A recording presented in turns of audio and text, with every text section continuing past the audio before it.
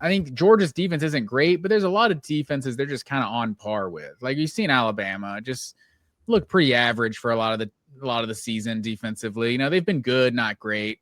But they have an offense that can beat most teams. It's like Florida doesn't have the offense, and then they have a good defense, but it's not a defense that's better than Georgia's or anything. So they're very comparable. Like I think there's reason to like the 42% number on third down is a number where Florida's been better than Georgia, and they've played tough competition.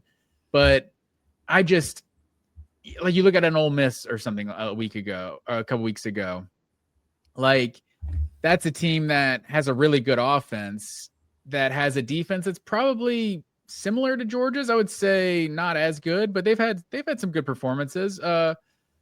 Look decent, I guess, against Oklahoma. But I don't know how Florida kind of takes advantage of Georgia's weaknesses without kind of just showing us something they haven't shown us all season, which is always possible in a football game. But like Lagway is good, but he's just turned the ball over a lot this year. There's not a lot of games that they've won because of DJ Lagway. A lot of the games they've won, it's because they were able to like run the ball and kind of dominate somebody, like a Texas that they rushed for 159 yards against. Mississippi State, they rushed for 172. Like those weren't games that they won because like DJ Lagway took over. And I think that's kind of what we thought people kind of pegged this Florida team to be this year. I think you're kind of underselling their defense a little bit. Like okay. I don't know if this is a hot take, but like I think Florida has a better defense than Ole Miss does.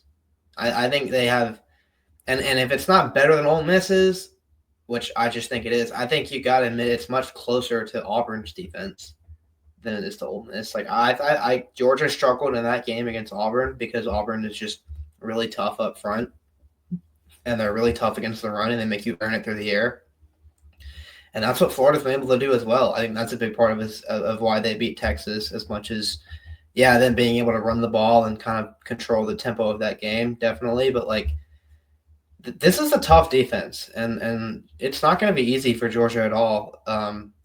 The same way that it was kind of easy for them at times to run the ball against Ole Miss, it's just not going to be that way against Florida. You know, they've been pretty tough against the run this year.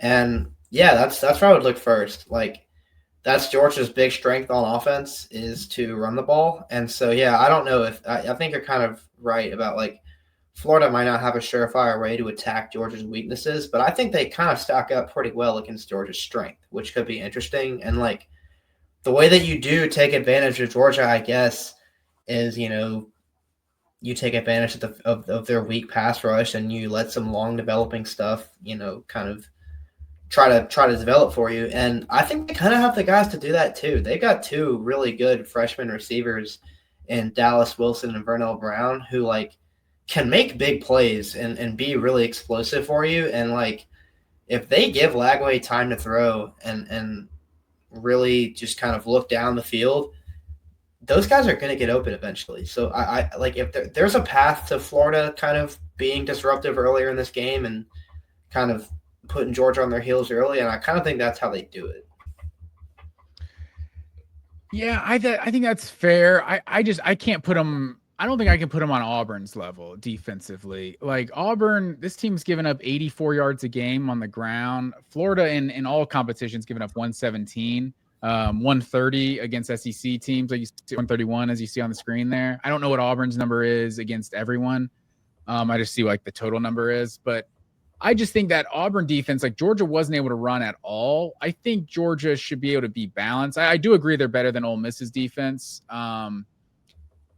I think, and like you said, they're two playmakers. They have three guys averaging 15 yards plus a reception, and Georgia's got one. And his dogs.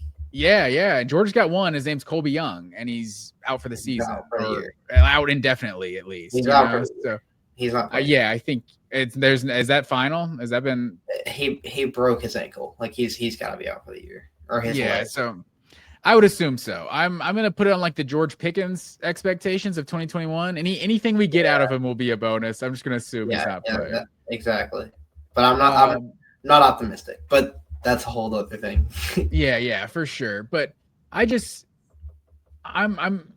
I'm not going to say I'm super confident because you look at this team and what they've done this year, whether it was at Auburn, whether it was versus Ole Miss or Alabama or Tennessee, this team has not gotten out to quick starts. Like none of those games were easy. So it's hard to imagine this one being easy. At least the Kentucky one was easy because I guess Kentucky hasn't been easy for everyone, but so that's a silver lining. But I don't think they have. I think this defense is good. I don't think they're one of the best in the SEC. Like I think Auburn, like you look at Auburn, like Auburn's give 24 to Oklahoma and lost, give 16 to A&M and lost, give 20 to Georgia and lost, give 23 to Missouri and lost. Like Florida's, I think, given up consistently more than that in most games, but it's definitely an offense problem more than a defense. I'll definitely agree with you there. I just on paper, like I don't think Florida should be able to beat this Georgia team, right? Yeah, I don't either because I do just think Georgia's a better team across the board, and they've shown that this year. You know, that's why one of them fired their coach, and one of them is ranked in the top 5, of course. I don't mean to act like this is going to be some – like I think this is some super, super close game, but I do think Florida can win, and I think Florida can make it close just because – Georgia just has clearer weaknesses this year than I think they've ever had under Kirby Smart, at least since the very early days. Like, I think their lack of pass rush is a real issue. And when Florida, they have a quarterback that they believe in DJ Lagway, and a guy who has really flashed some awesome potential. I know that he hasn't been as great this year. Like I've heard people say that like, last year, he was so good because he faced a lot of man coverage where the defenders had their backs turned toward him. And, you know, he was more able to kind of get out of the pocket and improvise because there weren't as many eyes on him. They've been running more zone against him this year where their eyes are on him, and he hasn't been able to do that as much. And he's been kind of forced to, you know, sit in the pocket and go from read to read. And, like, he struggled as a result of that. And I think we can all see that in his numbers. But still, like, he's got a lot of talent just as a vertical passer. Like, he can access every area of the field. He can throw it everywhere. And they have some real talent there at receiver. And Georgia's secondary, like, we've seen moments where it looks like they can turn a corner. I mean, they were brilliant in the fourth quarter against Ole Miss a couple weeks ago. But they've also had, like, some crazy, crazy coverage busts where they've looked really bad. And so the fact that right now I feel like it's a secondary that you never know which one is going to show up, and the fact that it's a pass rush that you kind of know isn't really going to show up, that's kind of dangerous for a Florida team that is literally playing with nothing to lose. Like, they're going to get pretty out there, I think. You know, I don't know what they might call, and I wish I knew. I wish I could say the name of their new play caller now off the top of my head. I had it earlier. It was drilled in my brain this morning, and I forgot it. But anyway, like, they've got really nothing to lose. The coaching staff, players, everybody. They might get really weird with it, and you never know what happens from there. So I think this is, like, I really agree with you that, like, Georgia's a better team and they should win this game.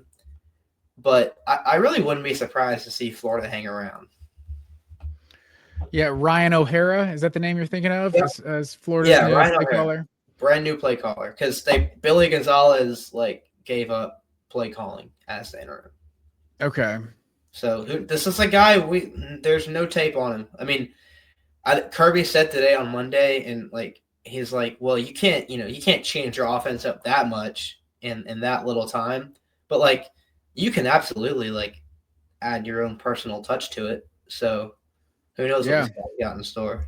Well, especially like if we're to believe like kind of the narrative that, like I said, I think last week, like Florida's an elite program from Sunday to Friday, but Billy Napier messes it up on Saturdays. Like, if that's accurate, then that means they have a lot of talent. And if a guy is calling the game differently, they could win some of these games. Because also they should have lost Mississippi State too. I don't know why Mississippi State was throwing the ball at the end of that game. Like, they were in field goal range. They could have kicked a field goal down too.